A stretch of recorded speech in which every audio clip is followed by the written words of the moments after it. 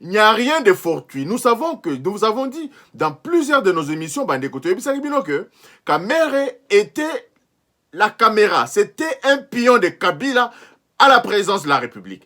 Kamere roulait pour d'autres intérêts à la présidence de la République. Donc, tout est mis en œuvre pour que ces messieurs soient libérés, afin qu'ils viennent encore, avec toute sa nocivité, venir travailler au sein de la présidence de la République. Les raisons du report du procès de Vital Kamerhe au 7 août prochain, ainsi que la pertinence et la régularité des exonérations douanières, seront donc à l'ossature de notre émission d'aujourd'hui. Mesdames et messieurs, bonjour. Bandeko tokutani lisusu poto lobela makambo ya mboka na biso ya yambo ndenge na utaki koyebisa bino ezali nanu ba raison oyo procès ya Kamerhe ezali renvoyé pour la date du 7 août prochain. Ndenge boyebi yango parce que l'information dans les réseaux sociaux circule beaucoup plus rapidement.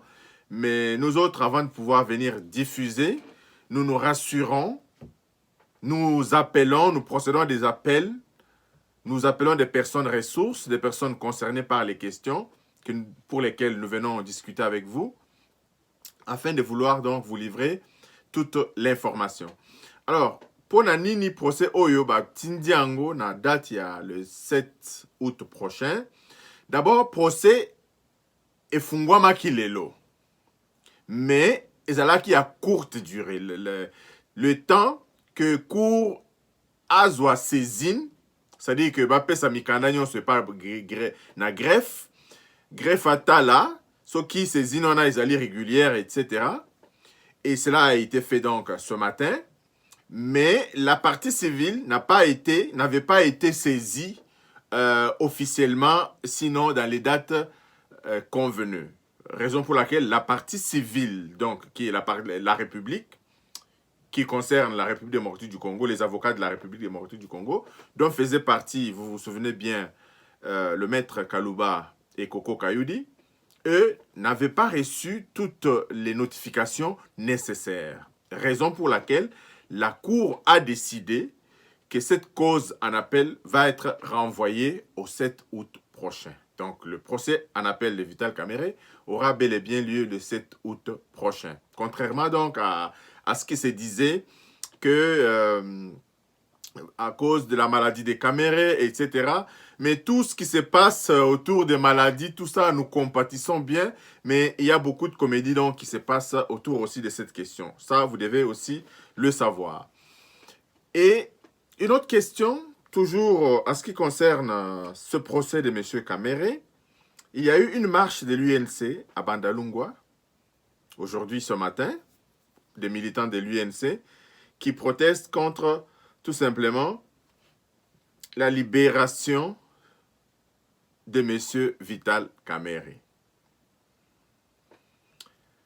Pour eux, pour les militants de l'UNC, aucune preuve n'avait jamais été apportée donc contre leurs dirigeants. Mawamingi Bandeko, je ne sais pas ce qui Tolandaka, bon.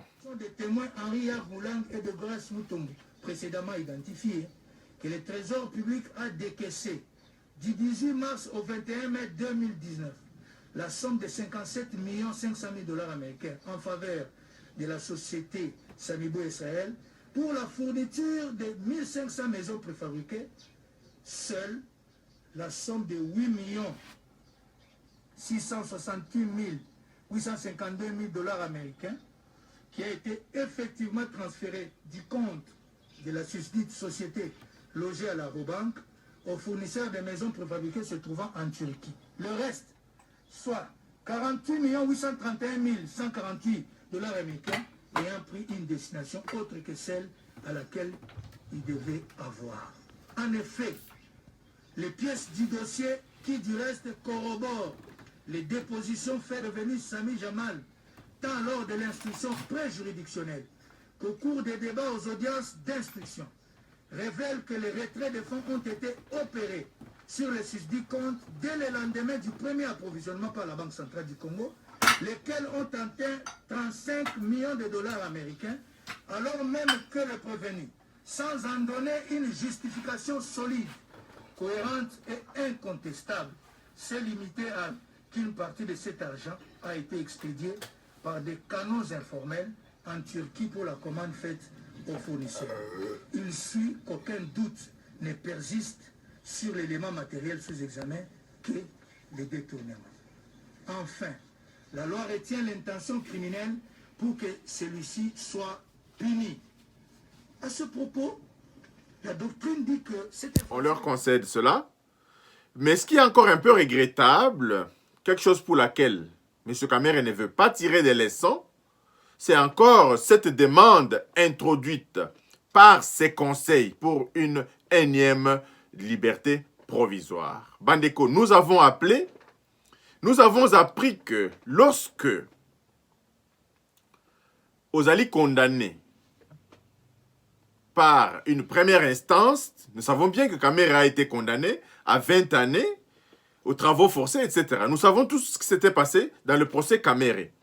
Mais on nous dit que lorsque vous êtes condamné et que la cause est en appel, on ne peut pas vous accorder une liberté provisoire.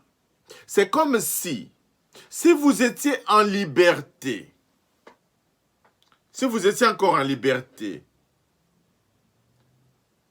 on ne peut pas vous arrêter lorsque la cause est en appel. Donc, il y a donc statu quo à ce point de vue-là. Comme M. Kamere est bien aux arrêts, donc à Makala, en vertu de cette condamnation de la première instance-là, Kamere est condamné, il est coupable, il est voleur, il est détourneur. Jusqu'à présent, il est détourneur. Mais, comme il y a cette présomption d'innocence du fait qu'il a la possibilité d'introduire des recours. Il fait des recours en appel, comme il l'a déjà fait, et son conseil est déterminé à introduire aussi des recours en cassation, semble-t-il, selon ses propres dires. Déjà, pour vous dire déjà que Baza déjà a l'idée que ça ne passera pas. Mais je ne peux pas comprendre cette détermination avec laquelle M. Kamere veut coûte que coûte avoir une liberté provisoire. D'abord, selon le conseil de M. Kamere, Maître Kabengele, il parle de quoi? De la COVID-19. Ils disent que, étant donné que les conditions sanitaires ne sont pas bonnes, ils souhaiteraient que leurs clients attendent chez lui à la maison et il n'y a pas de crainte de sa fuite. Bandeko, il y a bel et bien crainte de sa fuite. Il y a bel et bien crainte de sa fuite parce que ce qui se passe à l'est de notre pays, ce n'est pas un fait fortuit. Les manigances de Tunda en tripatouillant l'autopsie du juge Niaï qui est déjà... Il n'y a rien de fortuit. Nous avons dit dans plusieurs de nos émissions, que Kamere était la caméra. C'était un pion de Kabila à la présidence de la République. Kamere roulait pour d'autres intérêts à la présidence de la République. Donc, tout est mis en œuvre pour que ces messieurs soient libérés, afin qu'ils viennent encore, avec toute sa nocivité, venir travailler au sein de la présidence de la République. Tout est mis en œuvre. Il n'est pas question ici que Kamere soit libéré. C'est inacceptable. Si les conditions de détention ne sont pas bonnes, si les conditions de nos prisons ne sont pas bonnes, c'est bien à cause de cette mauvaise gestion. C'est bien à cause de ces détournements, de ces vols qui font que le pays, il n'y a pas que la prison. Tous les Congolais en entier vivent en prison à ciel ouvert. Au vu de l'absence des infrastructures, donc, le Congo en entier est une prison. Il n'est pas question de libérer les uns.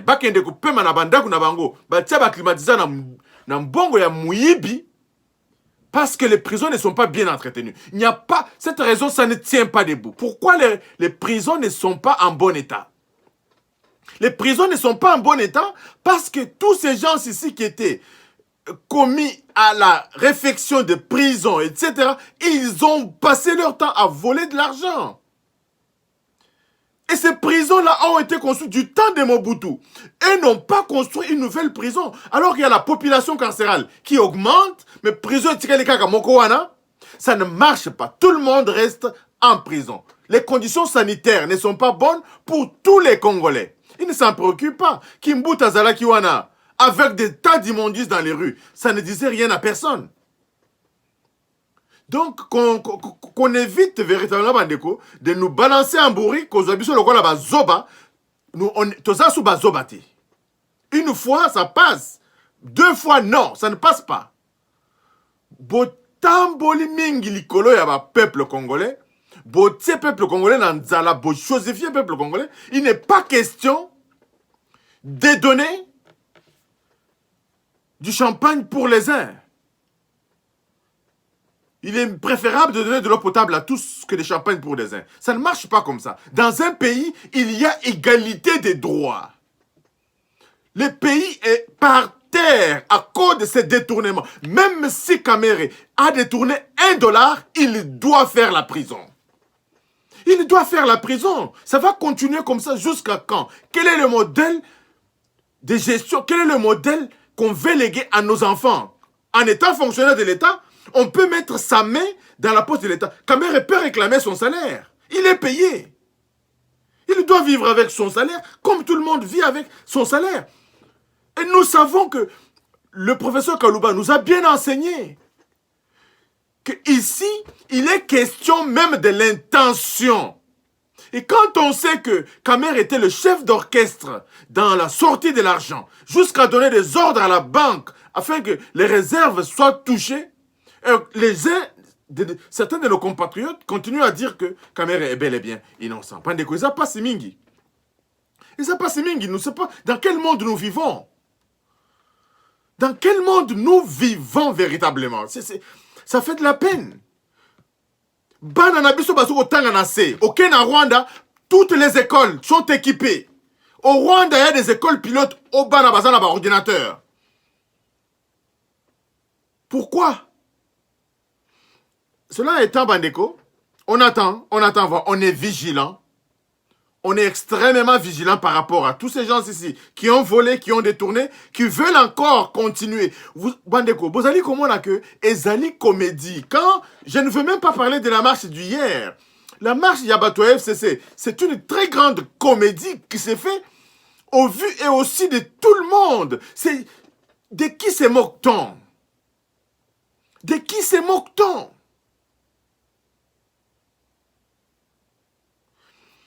Et ça passe Mingi Bandeko. Donc, il ne sera pas question, mais pour la liberté provisoire, il semble que la décision va tomber le lundi. La Cour va répondre à cette demande de liberté provisoire le lundi. Mais je pense que ça sera encore une énième fois refusé. Énième fois demandé, énième fois refusé. Il faudra que les juges refusent cette demande de liberté provisoire parce que les raisons ne sont pas fondées.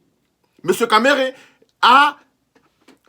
risque de fuir. Quand on sait qu'il y a des bruits de bottes à l'est là-bas, il y a beaucoup de risques que M. Kamere puisse fuir. Il y a vraiment ces risques-là. Et les raisons de Covid, ce sont eux qui ont volé, qui ont fait que les conditions de vie dans la prison ne sont pas bonnes, comme les conditions de vie de toute la population congolaise ne sont pas bonnes. Il n'est pas question de caresser les voleurs dans le sens des poils. Akotika la kuna. Tozo senga juge oyo aza na kata dossier oyo ayoke la biso afanda na nukuna atike la bil atika kuna parce que les Congolais, tout ce qui se passe n'est pas encore dissuasif. Tout ce qui se passe dans le pays n'est pas encore dissuasif. Quand je vois les Moulagna parler des hausses de pain, du prix des pains, etc., ça veut dire qu'ils n'ont pas encore compris qu'ils sont à la base de ce qui se passe aujourd'hui dans notre cher et beau pays. Et l'autre problème, Bandeko, pour lequel je voulais vous parler, c'est cette exonération douanière. Le président de la République, comme vous le savez, il a nommé un nouvel inspecteur en chef de finances. Dans le Conseil des ministres, le 40e Conseil des ministres, qui s'était tenu le 17 juillet dernier, il était question que l'inspecteur des finances puisse regarder la régularité et la pertinence des exonérations de certains opérateurs économiques et de certaines organisations, etc. Parce que dans notre pays, Bandeko, chaque loi des finances octroie des exonérations à des entrepreneurs, à des entreprises, à des institutions, à des organismes, etc. Mais dans tout ce, il y en a eu tellement, beaucoup dans notre pays, des régimes passés, que les gens se sont vraiment amusés. Marchandises, quand on a exonération, basé à côté Kango à des prix très élevés. Parce que l'exonération, c'est la donnant-donnant entre l'État et l'entreprise. Par exemple, Bilo Wakolia, bako exonérer ce que vous avez importé Bilo Wakolia, bako ko exonérer ba taxe pour que prix à Bilo Wana ezalanasse sur le marché. L'inspectorat des finances va procéder donc à ces contrôles-là pour voir qui a bénéficié de l'exonération. Est-ce que l'exonération est régulière ou pas? Pandeko.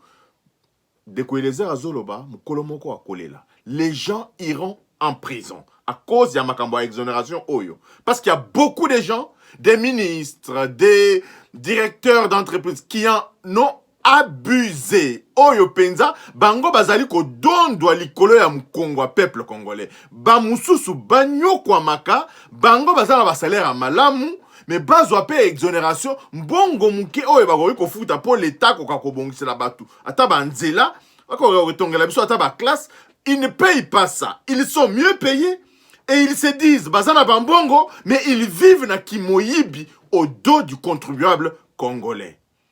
C'est ça vraiment ce qui se passe dans le pays, Bandeko. Tous ceux qui se disent, bazana mbongo, mituka, tout ça là, il y a lukuta ya kimuyibi. Baso futa taxe zali mbongo, oyo bakoki ko futa na l'État, l'État koki ko sa la biso misala, ko bonche la biso banzela, boyena boy. Les mêmes personnes qui se plaignent aujourd'hui, ce sont les mêmes personnes qui ont octroyé des exonérations bidons. Mais ce que je veux dire ici, Bandeko Ezali, que nous ne voulons plus les effets d'annonce. Le Conseil des ministres a décidé. Nous avons vu la lettre de l'inspecteur général des finances qui dit qu'il va commencer cela, une très bonne chose, et qu'il va vérifier tout. Si ce n'était pas régulier, aux Ouaki exonération depuis 2000 et exonération des alaki régulière, wana. Ça, c'est déjà une très bonne chose. Mais ce que nous voulons aujourd'hui, c'est les résultats de votre travail. On n'a pas besoin des effets d'annonce.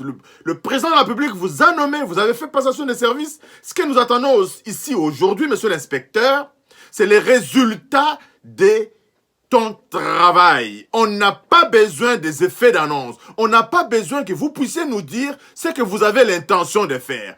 On a beaucoup entendu, le peuple a beaucoup entendu des promesses. Le président de la République, dans son discours du 13 décembre 2019, il avait dit que c'était une année d'action. On n'a plus besoin des annonces. On a besoin que vous venez nous dire que 3 entreprises ont été inspectées, ils doivent payer autant en ayant un jour, en ayant un mois, en ayant un an. C'est ce dont le peuple congolais a besoin aujourd'hui. On n'a pas besoin que vous puissiez nous dire vos intentions. On n'a pas besoin de prévenir, d'inspecter ces institutions, ces entreprises ou ces organismes. Vous devez, monsieur l'inspecteur, faire ce travail et rendre compte au peuple. Nous en avons besoin. Parce que la motivation du peuple congolais est aussi psychologique. Le fait que les gens vont commencer à apprendre que Mbongo à l'État est comme Ikozonga, toute cette inflation, bien que c'est basé sur des paramètres macroéconomiques, mais il y a aussi ce moral, l'inflation, moi mouké. Alors, il y a aussi le problème de Madame Néné Koulou, qui menace de sanctionner les étrangers qui travaillent en situation irrégulière. Pandeko, bientôt ce gouvernement aura 1 an de travail. Pourquoi cet effet d'annonce de Madame Néné Koulou? Il y a des travailleurs, des gens qui travaillent en situation irrégulière dans notre pays. Les conditions de travail dans le pays sont régies plutôt, les conditions de travail sont régies par des lois. des ordonnances lois qui datent parfois de 78, etc. Mais ces ordonnances doivent être respectées des strictes rigueurs. Il n'est pas question de venir nous annoncer que vous avez l'intention de faire cela. Il est question de travailler, de nous dire, à la suite de non-application des ordonnances lois qui existent dans notre pays, des ordonnances qui existent dans notre pays par rapport au travail des étrangers, voilà. Tel est renvoyé, tel est... C'est ce dont nous avons besoin aujourd'hui. On n'a pas besoin que vous veniez nous annoncer ce que vous avez l'intention de faire. Nous n'en avons pas besoin. Nous n'en avons pas besoin. Ça veut dire quoi? Quand vous donnez l'intention aujourd'hui, ça veut dire que vous ne travaillez pas. Ça veut dire que vous ne travaillez pas, Madame Nenenkoulou. On n'a pas besoin que vous venez nous dire ce que vous voulez faire. Dans ce pays, nous avons été habitués à des effets d'annonce. On n'en a plus besoin. On n'en a plus besoin. On a besoin du concret aujourd'hui. Pour terminer, Bandeko, je reviens à la visite de M.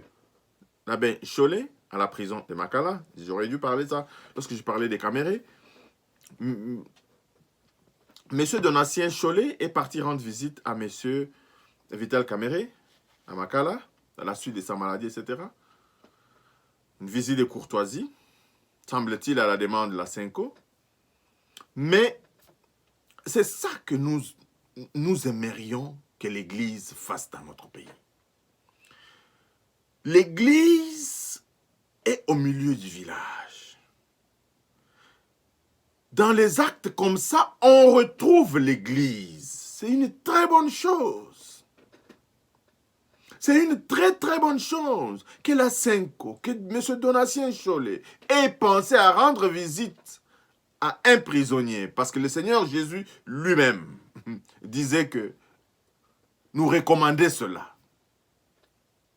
C'est une recommandation divine de rendre visite aux opprimés. De rendre visite aux détenus. De rendre visite à ceux qui sont malades, etc. Ça fait partie de l'humanisme. Mais ce que je déplore ici, c'est votre intervention au sujet de l'ouverture des églises au 15 août. Monsieur l'abbé Donatien, l'église, là où il y a la haine, l'église apporte l'amour. Le président de la République a annoncé des mesures. Les mesures édictées par des commissions techniques, par des médecins, des virologues, des gens qui ont travaillé pour recommander au président de la République comment les choses devraient se passer dans notre pays pour la suspension de l'état d'urgence. Mais nous ne pouvons pas comprendre que M. l'abbé Cholet sort dans les médias pour stigmatiser et traiter, même des diables, ceux qui ont pris la décision d'ouvrir les bars avant les églises.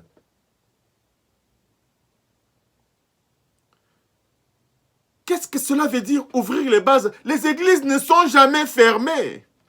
Qu'est-ce qu'on appelle une église? Ce n'est pas les portes là, les bâtiments là, ce n'est pas ça l'église. L'église n'est jamais fermée. L'église n'est jamais fermée. L'archidiocèse de Kinshasa a encore la chance d'avoir une radio catholique sur laquelle les messes peuvent être dites même à distance et à tout moment. Mais l'ouverture des portes de l'église... Oh, Bandeko, merci. Tokutani Balasima. Au revoir, à la prochaine. Bye bye.